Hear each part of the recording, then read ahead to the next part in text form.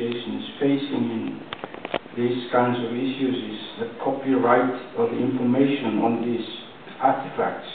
They're in another museum, and with what Stephen was saying about putting these things out on the public arena, who has the right over those information before they're put out to the public? This is one question that has always been bothering us, because people say that they are the owners of this information and they need to know what is being put out to the public. Thank you.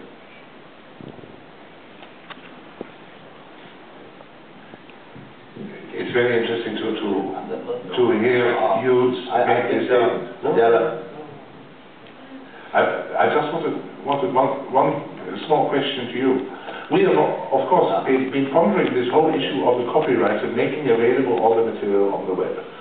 Now, the solution that we have reached within the virtual collection of masterpieces is that we will do it in a Creative Commons way, which means everyone is free to use the material as long as it's not non-commercial. And you can pass on all the images to everyone else. Only once it starts to be commercial, someone wants to earn money, they have to apply for it. Would that be applicable also to the case that you now mentioned? Or is it just in general a claim that the copyrights are with the original makers and that you cannot do it? Okay. As I talked about diversity of cultures in the Pacific, there are some societies that could go along with what Steve is saying, but there are others, especially in relation to things that relate to the parts of bodies of human beings being exhibited out to the public. Even as the one forced in other places, that's very sensitive. To me, or to the museum I come from, provided you know exactly if this person relates to somebody or the artifact has some connections to a particular person, then there's no problem. So that's the situation in the Pacific in relation to these kinds of open information provisions. Okay. You want to say something? Okay, thank you very much. Director Fang Shi, Chair of the National Museum of Korea, brought about ambitious project about museum complex here in Yongsan. This is Mr. Huang. There is a negative view, on the other hand, there is a quite positive view about his ideas. There are many examples what he introduced through his presentation. So, I'd like to ask about your opinion on his museum complex here in Yongsan. I think the Smithsonian is a very good example, and you have any idea about that. So, any of you can comment about that? Stephen? I've heard a very interesting comment during the smoking break, or what you call the coffee break. Well, the idea, of course, is fascinating that you bring the museums together, but then you will advertise the museums as this is worth a day's visit or more. And the gentleman who told about it had just read a study saying that this could be very counterproductive for museums, that you advertise this museum is worth a day's visit. People will wait for very long until they have a day off to go to the museum instead of just going into the museum and out. So that was a very interesting comment about making such a broad sort of you offer so much that people think that they cannot just take a little pic, but they have to stay there very, very long. Cannot make the quick visit, but only can make long visits. I don't know whether that will hold true in general, but that was an interesting idea that I picked up. Okay. How about Ben-Natan? First of all, I think firstly it is an excellent concept, and it's a concept that exists all over the world. But let's think of it from the point of view of the public. because we should remember that the public is relevant to what the museums are and what they're doing.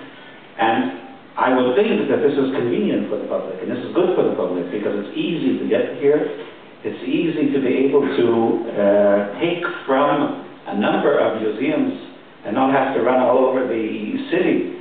Actually, it goes back to medieval times when you concentrated all the draperies together and all the different guilds together. That was also done for the convenience of the public. So I congratulate the concept and wish it well. Mr. Julian Reddy. How about the Smithsonian idea? Well, you mentioned the New York Museum Mile. We have the Museum Mall. One of the interesting things that's happened over the last 6 months or a year Timing is with merchandise the manufacturing and production. plan has emphasized the current problems of a lack of communication between the museums. So they're co-located, but they don't collaborate. What we've Many has not. been touching on, I think, a lot today is the way in which the traditional boundaries of museums are potentially coming down. I think it's important then to think about the co-location of the museums in the Yongsan Museum Circle as an opportunity to get sciences and humanities and different forms of museums and humanities to talk to each other in a way that has not perhaps happened, I think, anywhere in the world. So I think it's really an opportunity not just to move current structures, but to look at the opportunity for completely new ways of thinking. The communication between museum and museum is very important for the museum complex. So, Director Bang Shik-che, do you have any opinion about that?